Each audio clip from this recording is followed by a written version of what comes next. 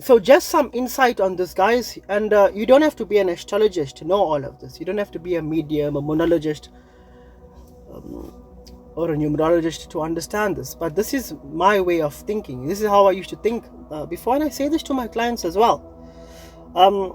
Look, you've spent so many years going to school. Your parents have sacrificed a lot in having you sent to school, making sure that your studies have been completed. Some of you have went and studied abroad. Some of you have furthered your studies.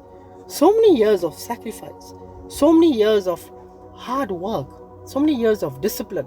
Even if it's a little discipline that you had, but it's years that you've put in, only to end up in some kind of a relationship that will allow you to question yourself. Yes, it's difficult. It's very difficult with karmic entanglements. Look, it goes very deep with karmic entanglements and reasons why people walk into your life with soulmates and shaking up the world that you live in to help you evolve. There's all these reasons for it. But when you look at it, you always have a choice. You can learn the lesson and you can evolve. Or you can stay in the situation, not evolve, but have an expectation that something might change, which you don't know. It's a gamble. It's a gamble that only you are willing to take, and it's a gamble that only you will suffer.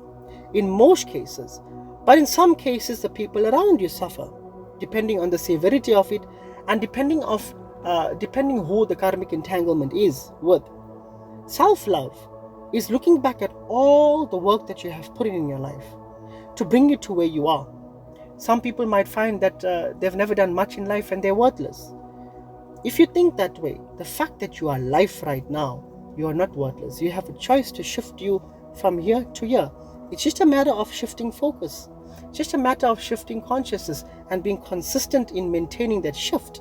A lot of people will shift in consciousness, but after a gradual period of time, they fall back on their old way of thinking.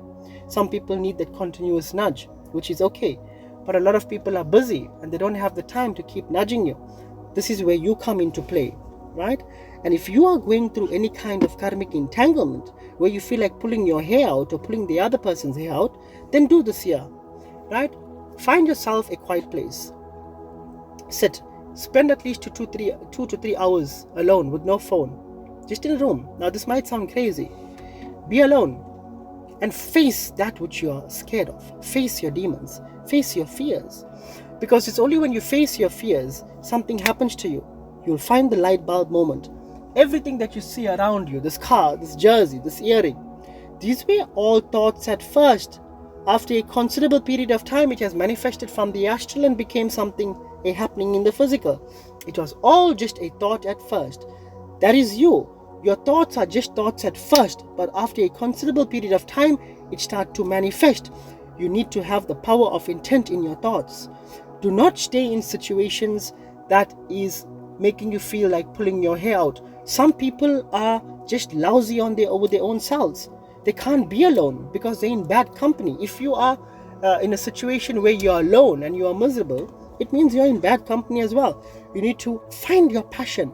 And the way to find your passion is being focused on every moment. Look at my previous video on how to find your passion. A lot of people, they lose their passion because what they are concentrating on now, for a moment, they go on to things that they still need to do. Then they lose the beauty in what they are doing. So therefore they can't find the passion because they've gone to the next project and then they're thinking about the other project while they're busy with the current project, and they can't find the beauty in what they're doing. Therefore they are always in this continuous loop of complaining. Guys, you have a choice. There is no being stuck. There is no being stuck. It's a facade. You have a choice. It's just that it's difficult at times because of the karmic entanglement, but you have the choice. Choose what will help you evolve, not for the moment and give you short-term gratification, but something that will make you feel good then, even though if it makes you feel a bit lousy now, but something that you know for a fact you will find peace in. I hope this helps you. Forward this to as many people as you possibly think could benefit from this insight. Jai Shri Ram.